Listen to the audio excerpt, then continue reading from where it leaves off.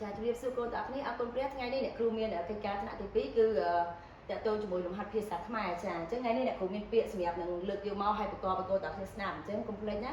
រៀនប្រកបជាមួយអ្នកគ្រូទាំងអស់គ្នារំពឹងទុកថាពេលចប់កូនអាចប្រកបពាក្យនៅក្នុងមេរៀននេះចាចំនួន3ពាក្យជាមួយអ្នកគ្រូផងដែរចាអញ្ចឹងថ្ងៃនេះអ្នកគ្រូនឹងនាំកូនទាំងអស់គ្នាប្រកបពាក្យចេញពីចាជួយឈ្នះផ្ញើជើងចាម៉ូជើងរចា100ម៉ូជើងជោ1ជោម៉ូជើងតូ1តូចាហើយយើងផ្សំជាមួយនឹងស្រៈចាស្រៈអាស្រៈអូនិងស្រៈអេចាហើយកូនដឹងអត់ថាម៉ូគឺជាសម្លេងពួកអូអញ្ចឹងស្រៈនិស័យកាលណាជួបជាមួយពួកអូត្រូវបដូរសម្លេងដល់ប៉ុណ្ណោះចាអញ្ចឹងកូនមើលស្រៈចាស្រៈអាទៅជាស្រៈអេស្រៈអូទៅជាស្រៈអ៊ូស្រៈអេទៅជាស្រៈអេចាត្រូវបដូរសម្លេងណាកូនចាអញ្ចឹងឥឡូវអ្នកគ្រូយកម៉ូជើងរផ្សំជាមួយស្រៈចាម៉ូជើងរ100ផ្សំជាមួយស្រៈអេចាដោយសារម៉ូពួកអូអញ្ចឹងផ្សំជាមួយស្រៈអេអ្នកគ្រូបានពាក្យថាម្រះអញ្ចឹងម្រះកន្លែងនេះគឺយើងប្រកបថាម៉ូជើងរ100ចាផ្សំជាមួយស្រៈអេម្រះចាអញ្ចឹងយើងបានពាក្យថាម្រះចាអញ្ចឹងម្រះគឺជាប្រភេទចាដំណាំដែលព្រះបានបងកើតហើយម្រះគឺជាប្រភេទគេថាបន្លែដែលមានរសជាតិល្វីងចាហើយ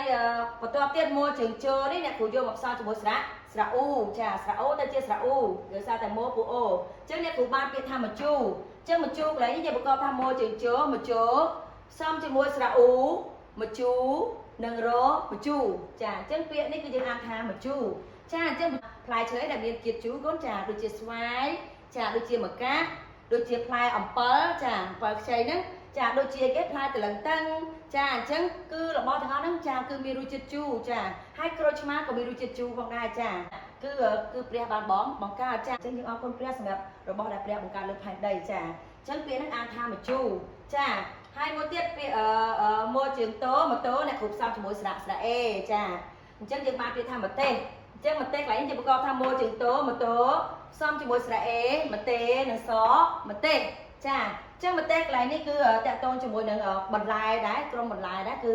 វាមានរសជាតិហឹរចាអញ្ចឹងម្ទេសក៏ជាប្រភេទដំណាំដែលព្រះបង្កើតដូចគ្នាតាអញ្ចឹងពាក្យនេះគឺអានថាម្ទេសចាអញ្ចឹងអានជាមួយនឹងគ្រូម្ដងទៀតម្រះចាម្ជូរម្ទេស